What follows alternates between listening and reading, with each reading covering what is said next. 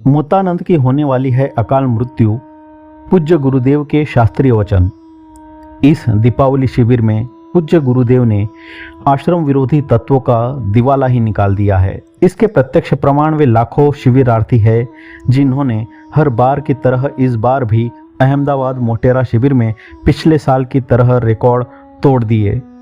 कपट मूर्ति छोरी के एजेंटों जैसे मुक्तानंद, राहुल गांडू, उसकी काचा बादाम, बहती नाले में हाथ धोने वाली भ्रमिला माता जी और भी अन्य गांडू गैंग के इतने जोर मारने के बावजूद, आश्रम और आश्रमवासियों के लिए जहर उगलने के बावजूद रोज लगभग 20 से 25 हजार साधकों की भीड़ आश्रम को छोटा कर रही थी और हर साल यह रिकॉर्ड टूटते जा रहा है।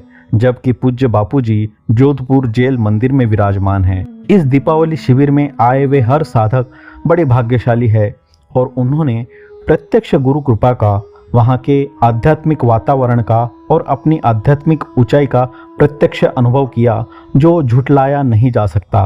और अनेक ऐसे भी समिति वाले या अन्य दुविधा में फंसे साधक या मुक्तानंद के जहर से ग्रसित साधक भी आए थे जिन्होंने वहां आकर सच्चाई जानी और अनुभव किया कि पूज्य गुरुदेव की यह असीम कृपा थी कि उनको पतन से और भटकने से बचा लिया और जहरीला आनंद जैसों का जहर भी उतर गया और गुरु अमृत का पान करके अपनी डगमगाती श्रद्धा को गुरु जी ने ही उनकी कृपा से थाम लिया, बचा लिया और गुरु वचनों पर दृढ़ बना दिया।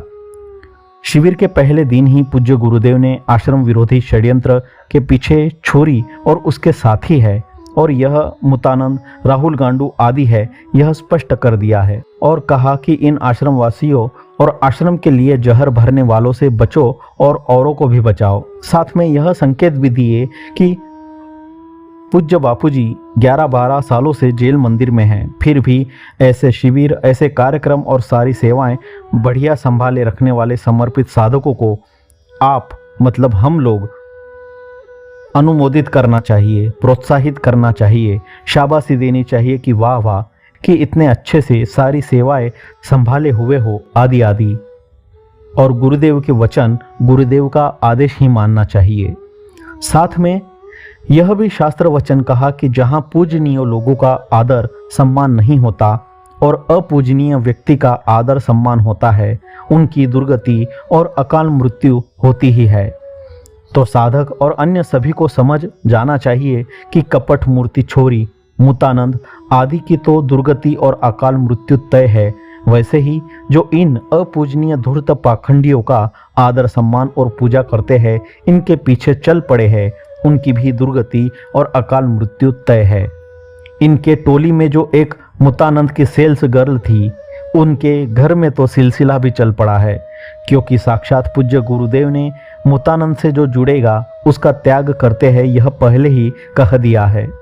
हमारी ताकत नहीं है बापू कि हम आप में श्रद्धा टिका सके, यह तो आपने ही हमारा हाथ पकड़ रखा है, जैसे मेले में किसी छोटे बच्चे का हाथ उसकी माँ पकड़ रखती है कि कहीं बेटा भटक न जाए। साधकों में अपने गुरु, गुरुद्वार और अपने समर्पित गुरु भाइयों के लिए जहर भरना, गंदी भाषा बोलना और वह नीच कपटी औरत छोरी के इशारे पर आश्रम के खिलाफ माहौल बनाने जैसे नीच कर्मों की वजह से यहाँ तक तो फिर भी साधकों ने सहन किया, लेकिन फिर मुक्तानंद और गांडू गैंग सीधे सीधे गुरुजी पर ही हमला करने लग गए, जैसे कि जोधपुर से बापूजी को शिफ्ट किया जाए, उन्हें दिल्ली जेल में डाला जाए। जोधपुर में जेल प्रशासन बापूजी पर इतना नरम क्यों है? जोधपुर में भी बापूजी पर एक कैदी जैसी कठोर कार्रवाई होनी चाहिए।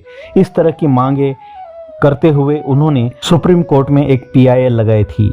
तो ऐसे ही इनके नीच पाप कर्मों की वजह से साधकों के अंदर इनके लिए अति गुस्सा और अति नफरत व्यक्त हो रही है और देश भर में अनेक जगहों पर इनके विरुद्ध में साधक अपना रोष प्रकट कर रहे हैं। जो भी साधक अहमदाबाद मोटेरा शिविर में गए थे, अगर वे अपना कुछ अनुभव सभी साधकों से शेयर करना चाहे तो ईश्वर की ओर के ईमेल ID और व्हाट्सएप, टेलीग्राम पर भी भेज सकते हैं।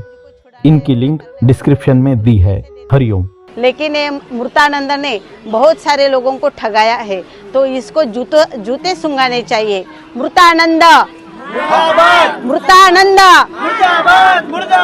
मृतानंद को जूते मारो, जूते मारो, जूते मारो, जूते मारो। अमृतानंद को जूते मारो, अमृतानंद को जूते मारो, जूते मारो, जूते मारो, अमृतानंद को जूते मारो, अमृतानंद को जूते मारो।